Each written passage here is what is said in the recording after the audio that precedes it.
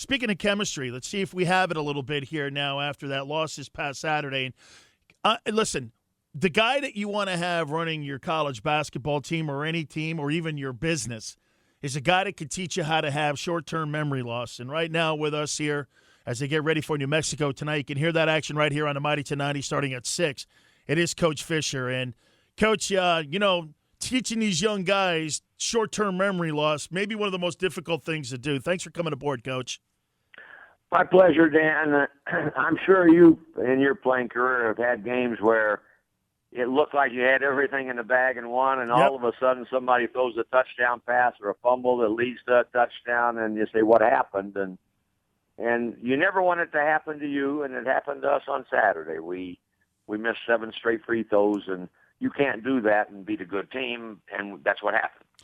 Coach, I'll tell you what what Jimmy Johnson used to tell us, and we would get beat like that occasionally, and he would always say this, though, don't let that loss affect your next 3, and make sure you understand that if you go in still licking your wounds after what happened, whether it was a tough play, like you said, Coach, missing free throws, don't let it affect the next game. Do they get that message that you tried sending to them?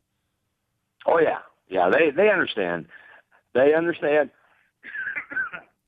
Excuse me. And our line is don't let Boise State beat you twice. You have to forgive but don't forget and learn from it, move on. And it can't be a lingering hangover, or you come out, you think you're ready, but you're not quite as energetic and not quite as alert. And in our game, the least bit of letdown, and the opponent takes advantage of it. And we're going into a place tonight here at the Pit where they still say they won the game when we beat them the first time, and with all the controversy surrounding the ending, they say it's going to be the biggest crowd of the year. So it will be senior day. So it will be a wild atmosphere in that building. Coach, what's the biggest challenge they give us tonight? They have an inside-outside combination that is good as there is maybe in the country. Mike Brown, former Laker Cleveland Cavs coach's son, is lighting it up. He had a career-high 41 Saturday against Fresno. And Tim Williams, 6'8" power forward, is really, really good inside. So the two of them create a challenge for anyone. They really run, especially at home. So we've got to stop the fast break and know where their 1 and 2 options are. Head coach Steve Fisher of the Aztecs in New Mexico to take on those Lobos tonight right here on the Mighty 1090, starting at 6 here on the Corky's Hotline. Coach, let me ask you 2 questions here. Let's start with the good. What do you like about the basketball team this year, our team? I like our resiliency. I like our chemistry. We've had wonderful senior leadership, starting with Winston Shepard and Skylar Spencer. And we've gotten better as our season has gone on. We've been a team that people have said, well, you can't score, but our offense is significantly better. And we just need to make sure that we stay with it and keep playing hard and tough together. And we've done that, and I'm very proud of that fact. Coach, what's been the most disappointing thing this year with your group? Well, I'm the guy that the glass is always half filled. I mean, nobody likes to not win every game. And I think we had a 7-6 record non-conference. Everybody knows that. We lost 2 true home games, and we're not used to that, but it happened. And so we, from a perception standpoint nationally, we had to say we are better than 7-6.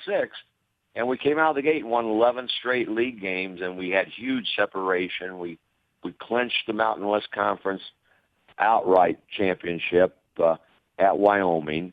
And I think that that's what we all talked about before the season started. We want to win the conference, and we've done that. So I'm flipping disappointment of 7-6 to a rebound resiliency of a wonderful conference season. Coach, here I hate the conference tournaments. I mean, I hate them because to me, it's a one-and-done situation, and it really doesn't give you the true test of what the best team in your conference is but yet a lot of the NCAA seedings are set on those conference tournaments. Are you a fan of that? I mean, you play all these games, and then if you get beat, it could diminish a regular season just by you not being able to go to the big show. That's my perception. Am I wrong? Well, you're not wrong. However, I'm in favor of the conference tournaments. So let me tell you why.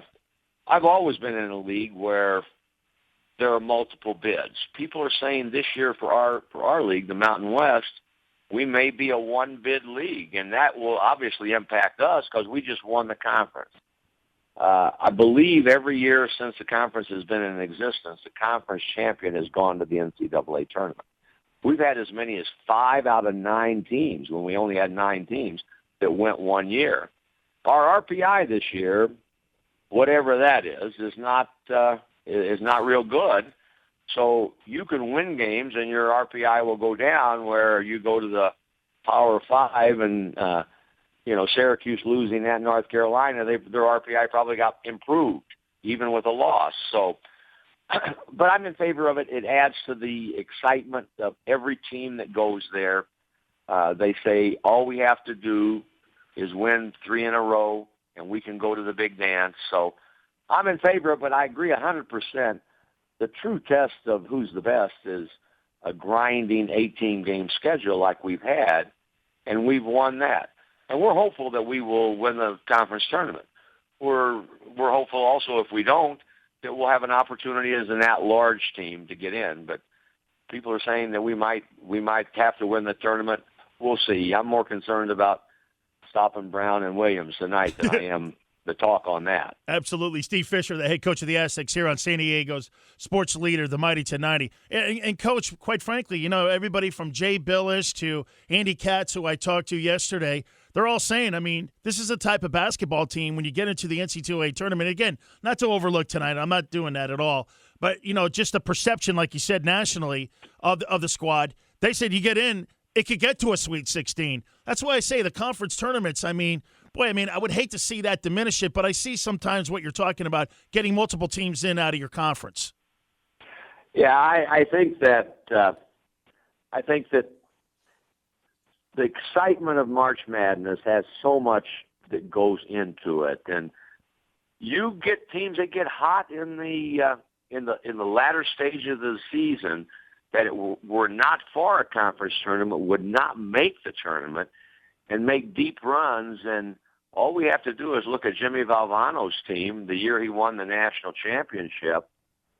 Came out of nowhere and had to win. Every game was a must-win when he got to the conference tournament, and that got him in, and that won him. And then they go on to win a national championship. So, we're hoping that we get in, and we'll see what happens. But I'm most concerned, as you said, about coming into the pit tonight with about 14,000 cheering against us and finding a way to silence them like we got them at Viejas. Coach, the parity in college basketball this year, I mean, I don't know if I've ever seen it the way it is right now. Have you ever seen it like this, Coach, where I know it goes in it's in cycles like this sometimes, but, boy, it just seems there's about 25 teams that could win the national title this year. I think you're right. I think that's a point well taken. There have been multiple number 1 teams that couldn't hold on to the spot, and there is no dominant team that you say, boy, look at Kentucky. Can they go undefeated? That was a talk last year.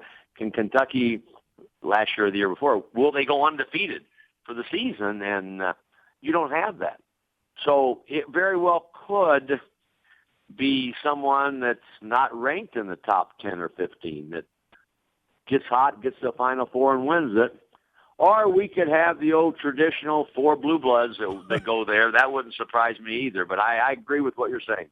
I think it'll be a tournament that, even though you say it's an upset, if you truly look at it, it won't be a big upset. Absolutely. Coach, go get them tonight. Let's bring home a victory against our rivals there at the pit. Thank you, Coach.